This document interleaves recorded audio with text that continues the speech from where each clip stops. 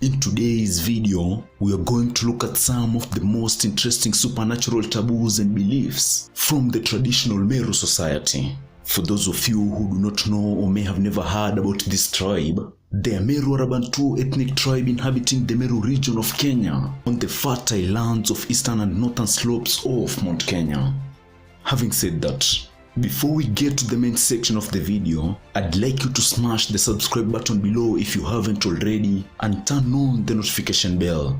If you like the video, I'd also like to request you to smash the like button and leave a comment below. These actions will help my channel grow and allow me to create more content in the future. Without wasting any more of your time, let us skip to the main section of the video and look at the 5 most crazy Meru supernatural taboos and beliefs. A long time ago, before Christianity and any other religion took root among the Meru, the tribesmen still believed in God and the supernatural.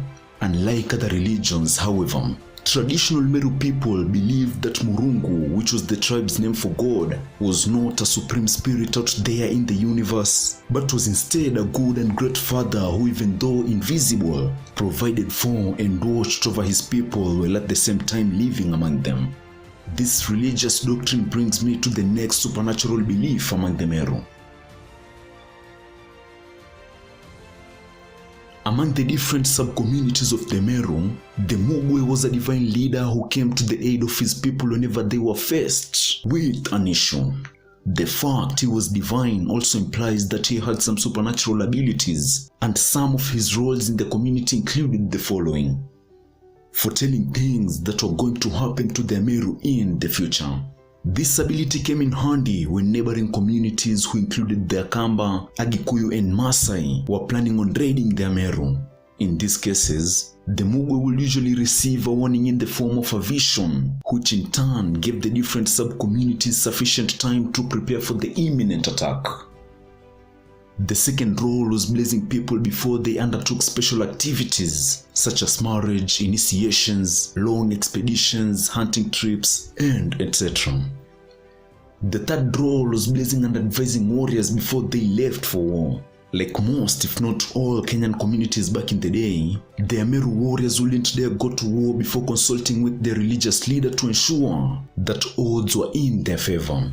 This religious leader, on the other hand, was expected to only allow the warriors to go to war when their victory was guaranteed. With that in mind, to see a great example of what will usually happen in case community warriors disrespected the direct orders of their religious leaders, then check out my recent video on the Battle of Mogori. I'll leave a link to it in the description below. Anyway, the fourth role of the Mugwe was presiding over sacrifices and offerings to God on behalf of the community. The fifth was healing the sick in the community, and the last one was acting as a mediator between the people and Murungu, the Meru supreme god. With all that in mind, also note that there were several high standards that the Mugwe was expected to abide by. For starters, this religious leader was banned from getting involved in wars, consuming excessive alcohol, indulging in sex outside marriage, or doing anything that was regarded as unholy in the Meru tradition. Now that you know a little bit about the Mugwe and his roles in the community, let us look at the next belief, which explains the origin of these religious leaders according to the Meru community. To comprehend the origin of the Mugwe, you need to briefly understand the origin of the Meru people. According to the Meru traditional custom, the Meru tribe originally lived on an island they called 𝗤𝗏𝗏.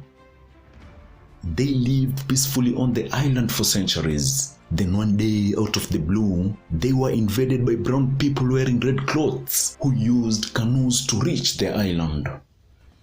These invaders, who the Meru people called Ngutune, were extremely fierce fighters, and they used sophisticated weapons, including a bow-like sword that they carried on their waists. Well, to cut the long story short, these invaders ended up enslaving the Meru people for centuries. Regardless of all the maltreatments the Meru people faced from the Ngutune, their population kept rising, and it was not until the Ngutune gave an order that all old Meru people needed to be killed that the Meru tribesmen decided that it was time to get away from their captors or die trying. Well, their plan worked, and for those of you who would like to learn more about their enslavement history, I'll soon create a more detailed video touching on this part of the Meru history. Anyway, after getting away from their captors, they finally settled on an area they called Nkubiu, which is a word that directly translates to our new home in the Meru native language. It was at this location that the tribe started facing challenges. They had no leader and no governing council of elders to teach the younger generation the ethics and customs of the tribe, which needless to say was a recipe for disaster. So, when the older generation noticed that the tribe was descending into lawlessness, they turned to Murungu, offered a lamb as a sacrifice, and asked God for help in the matter. No sooner had the lamb been sacrificed than the skies turned dark, and a voice was heard from beyond the skies, saying the following words: "You will find a flat stone under a Kiro plant. Whoever among you steps on it and leaves a footprint, he and his descendants will be the chosen leaders of your people." The elders did as instructed by the voice, and on the day of the event, hundreds of Meru tribesmen tried their luck, but none of them could leave a footprint on the flat stone. That said, as all this audition was taking place, a young boy around the age of 10 was playing nearby, enjoying watching what everyone else was doing. And after noticing that the young boy felt excluded, the elders in a joking manner asked him to give it a try, and lo and behold, the young boy left a print on the flat stone. Understandably, at first everyone was taken aback by the turn of events, and most of them were wondering how such a young boy could be the chosen leader of their Meru. After the momentary silence, however, the crowd erupted and rejoiced in the simple fact that the Meru finally had a king who they called a Mugwe or Mukiyama. After the young boy was initiated as a king a few days later, the elders helped him rule until he was old enough to get initiated as an adult and warrior.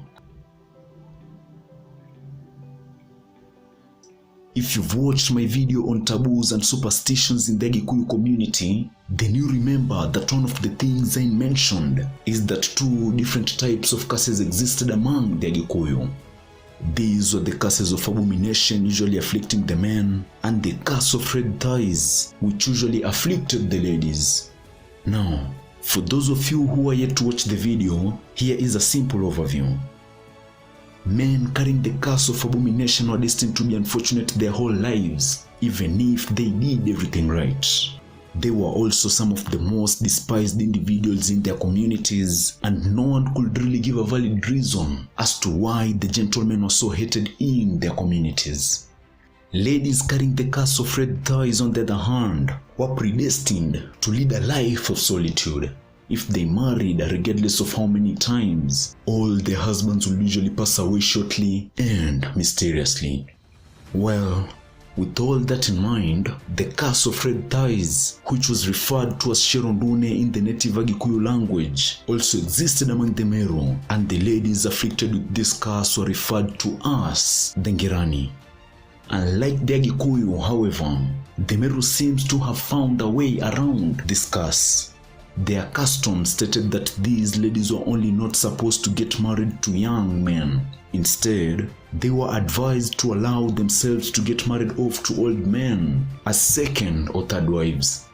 Now, in regards to how one became a Ngirani, legend has it that Ngirani were children of father-daughter copulations. In addition to that, the easiest way to know a lady will become a Ngirani according to the Meru traditional custom was to observe the lady's birth and childhood for specific abnormalities. A great example is ladies who were born feet first instead of head first, or ladies whose upper teeth grew before their lower teeth.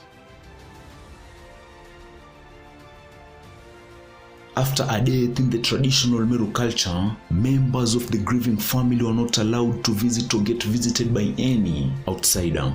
Instead, these individuals were usually left to themselves so they could drown in their sadness until they were ready to integrate back into society. All family members of the departed individual were also prohibited from shaving any hair off their body. Even more bizarre, just like its neighboring Bantu tribes who included the 𝗣𝗟𝗡𝗃 and the Gikuyu, the Meru people did not hold burial ceremonies after a death. Instead, the body of the departed individual would usually be carried into the bush where animals would devour it. Here is another fun fact. After the mourning season was over and the affected family integrated back into society, no one was allowed to ask questions such as how long did you cry, have you been eating well, have you been lonely, how has the loss affected your family, and etc. All questions relating to the departed person were taboo, and these family members were supposed to integrate back into society as if nothing major had taken place. Before we conclude the video, I'd like to explain why the Meru and the neighboring tribes took these stances when it came to mourning. Just like most African communities before Christianity and other religions came along, the concept of death was tied to life as well. To most of us, life didn't end with death. Instead, death simply acted as a rite of passage to the ancestral land. This means that those who lived back in those days simply thought that those who passed away continued to live in ancestral lands alongside other ancestral spirits. With that in mind, this meant that to them the body left behind after death was merely an empty object which had no more value. This further explains why no traditional African tribe liked to dwell on death. That's it for today. If you like the content, kindly do not forget to smash the like button below. This will help the channel grow and allow me to make more videos in the future. Also, if you have a topic you think I should cover, do not hesitate to leave a comment below. Thank you and see you again next week.